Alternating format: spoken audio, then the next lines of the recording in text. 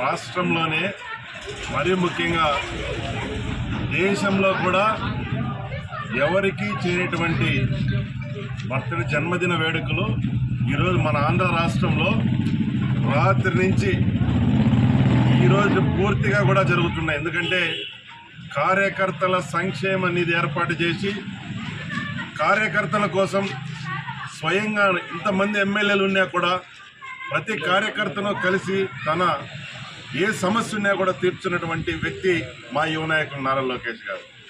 అటువంటి నాయకుడు జన్మదినం ఈరోజు 43వ జన్మదిన సందర్భంగా ఈరోజు రామసముద్రం మండలం చెంబకూరులో ఘనంగా నిర్వహించడం జరుగుతుంది.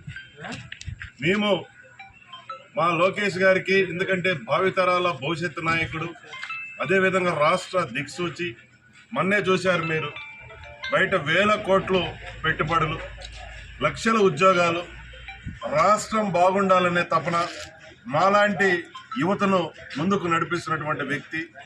రేపు రాబో రోజుల్లో కూడా మా రాష్ట్ర యువత తరఫున మేము కోరుకుంటున్నాం, రాబో రోజుల్లో మా లోకేష్ అన్నను ముఖ్యమంత్రిగా చూడాలన్నదే మా కోరిక. కాబట్టి భగవంతుడు కూడా మా లోకేష్ అన్నకు అష్టైశ్వర్యాలు ఆరోగ్యాలు ప్రసాదించాలని, రాబో రోజులు ఇంకా 30 సంవత్సరాల తెలుగుదేశం పార్టీకి డోకా లేని విధంగా మా నాయకుడు సిద్ధమయ్యాడు.